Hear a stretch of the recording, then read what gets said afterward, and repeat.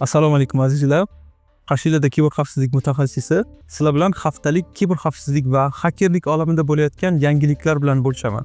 Oxirgi oyda yuz bergan muhim kiber xavfsizlik voqealari bilan tanishamiz. Birinchisi Medusa ransomware xurujlari.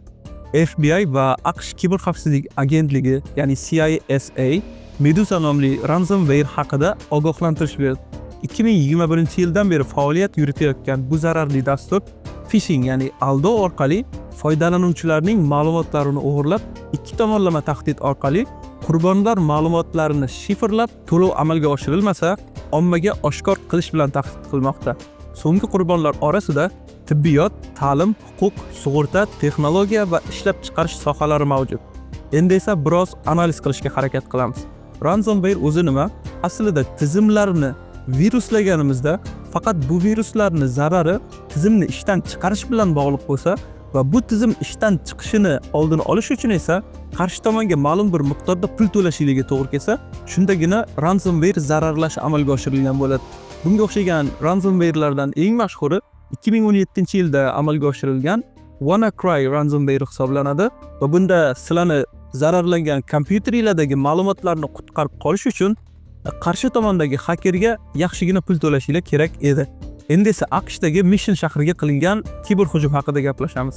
AQShning Texas shtatidagi Mission shahri tizimlari fevral oyi oxirida kiber hujumga uchradi. Shahar meri Nori Gonzales Garza shaxsiy va sog'liqni saqlash ma'lumotlari xavf ostida qolganini ta'kidlab, gubernator Greg Abbottdan favqulodda holat e'lon qilishni so'radi. E'tibor qilinglar azizlar, favqulodda holat e'lon qilinishi shunchaki 2-3 ta kompyuter zararlangani uchun amalga oshiriladigan ish emas. Bu ishning ko'lami juda ham keng va bu narsa amalga oshirilishi uchun jiddiy sabablar bo'lishi kerak. Endi esa o'tgan hafta ancha shov-shuvlarga sabab bo'lgan Bybit kriptovalyuta birjasiga qilingan hujum haqida gaplashamiz. Dubayda joylashgan Bybit kripto birjasi fevral oyida katta hujumga uchradi. Ushbu hujum natijasida taxminan 400 ming Ethereum, ya'ni 1,5 milliard dollar qiymatida pul o'g'irlandi. Tahlilchilarga ko'ra, hujum ortida Shimoliy Koreyaning Lazarus guruhi turibdi. Bu hujum kriptovalyuta tarixidagi eng yirik kiber jinoyatlardan biri sifatida qayd etildi. Hayron qolmasliginglar kerak. Shimoliy Koreyada insonlarda internet bo'lmasa, hakerlar qanaqa qilib kriptovalyutalarni o'g'irlashyapti? Kiber xavfsizlik olamida shunchaki hakerlar emas, davlat tomonidan tayyorlanadigan hakerlar shunga o'xshagan katta hajmdagi o'g'irliklarni amalga oshirishi mumkin. Va Shimoliy Koreyadagi Lazarus guruhi ham aynan hukumatga tegishli bo'lgan hakerlar guruhi hisoblanadi. Va endi yangi paydo bo'layotgan tahdid va trendlar haqida gaplashamiz. Sun'iy intellekt asosidagi hakerlik tahdidi ortmoqda. Hakerlar tobora sun'iy intellekt yordamida real va murakkab hujumlarni amalga oshirmoqda. Bu ayniqsa moliyaviy sohada xavotirga sabab bo'lmoqda va banklarning 80% dan ortiq rahbarlari bu tahdidga qarshi hozircha samarali hech qanaqa himoya vositalariga ega emasliklarini tan olishmoqda va bu juda jiddiy masala. Chunki deepfake texnologiyalari orqali shunchaki bitta insonni aldash u yoqda tursin, hattoki bank ma'lumotlarini qo'lga kiritish mumkin bo'lgan vaziyatda yashayapmiz. Ma'lumotinglarni ehtiyot qilishinglar shart. Moslashuvchan zararli dasturlar yuzaga kelyapti. Bunga biz ingliz tilida adaptive malware deymiz. Hujumchilar sun'iy intellekt yordamida o'zini avtomatik tarzda yangilab turadigan va atrof muhitga moslasha oladigan zararli dasturlar yaratishni boshladilar. Kompaniyalar avtonom kiber hujumlarga qarshi tezroq himoyalanish choralarini ko'rishga majbur bo'lmoqda. Endi esa shifrlashga qarshi hukumat bosimi haqida gaplashamiz. Buyuk Britaniya, Fransiya va Shvetsiya kabi mamlakatlar hukumat va huquqni muhofaza qilish idoralari tomonidan shifrlashga qarshi choralarni kuchaytirmoqda. Bu orqali ular shifrlash xizmatlariga orqa eshik, ya'ni backdoor ochishni va foydalanuvchi ma'lumotlariga to'g'ridan to'g'ri kirish imkoniyatlarini talab qilmoqda va bunga o'xshagan holat Yevropadagi ba'zi davlatlarda kuzatilmoqda. Faqat shifrlash texnologiyalari juda ham ishonchli texnologiya emas. Bu texnologiyalardan foydalanadiganlar asosan kiber jinoyat va yoki bo'lmasa shunchaki jinoyat olamidagi insonlar hisoblanadi va ikki tomon orasidagi yozishmalarni boshqalar o'qishini xohlamaydi. Va shuning uchun aksariyat Yevropa davlatlari jinoyat guruhlariga qarshi tura olishi uchun ham bunga o'xshagan backdoorlarni talab qilmoqda.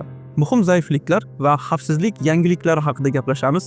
Microsoft kompaniyasi Zero Day zaifliklarini Microsoftning 2025-yil fevral oyidagi xavfsizlik yangilanishida 55 ta zaiflikni va shu jumladan 4 ta Zero Day zaifligini tuzatdi. Bu zaifliklarning ikkitasi faol ravishda ekspluatatsiya qilinib kelayotgan bo'lib, tizimlarga ruxsatsiz kirish va foydalanuvchi huquqlarini oshirish xavfini tug'diradi. Zero Day vulnerability'lar, ya'ni 0-kun aniqlanadigan xavfsizlik teshiklari aynan bir tizimdan yuqori darajadagi xavf aniqlanganda va bu xavf qora bozorda yaxshigina pullanishi bilan Zero Day vulnerability juda ham muhim ahamiyatga ega. Apple kompaniyasining shifrlash siyosatidagi o'zgarishlar haqida gaplashamiz.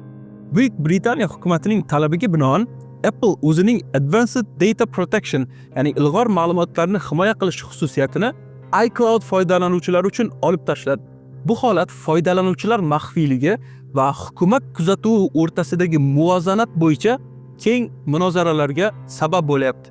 Chunki iCloud shu vaqtgacha ikki tomondagi ma'lumotlarni va yoki bo'lmasa sizni iCloudingizdagi ma'lumotlarni hech kimga oshkor qilmaslik va yuqori darajadagi xavfsizlik bilan ta'minlab kelayotgandi va endi esa bu qoida o'zgardi. Global miqyosda kiberxavfsizlik rivojlanishlari bilan tanishamiz va mavzuni yopamiz. Buyuk Britaniyaning yangi kiberxavfsizlik qonuni. Buyuk Britaniya hukumati mamlakatning kiberxavfsizlik mudofaasini kuchaytirish uchun Cyber Security and Resilience Bill, ya'ni CSNR qonun loyihasini e'lon qildi. Ushbu qonun loyihasi orqali muhim infratuzilma va raqamli xizmatlar xavfsizligini kuchaytirish ko'zda tutilmoqda. Kiber bioxavfsizlik sohasini rivojlanish ham jadal tus olyapti. Sun'iy intellekt va sintetik biologiya kabi texnologiyalar rivojlanishi sababli kiber bioxavfsizlik sohasi yuzaga chiqdi. Ushbu soha biologiya fanlari va raqamli texnologiyalarni xavfsizlik bilan bog'lovchi yangi yo'nalish bo'lib, uning yordamida biomateriallar va ma'lumotlarni noqonuniy ishlatishidan himoya qilish ko'zda tutilyapti. Kiberxavfsizlik sohasi bilan bog'liq yoki bo'lmasa hakerlik olamidagi yangiliklarni har haftalik shunaqa sonlarda kuzatib borishingiz mumkin bo'ladi. Agar savolinglar bo'lsa va yoki qanaqadir mavzuni olib chiqishimni xohlasanglar, izohlarda uni yozib qoldirishingiz mumkin. Keyingi sonlarda uchrashguncha xayr.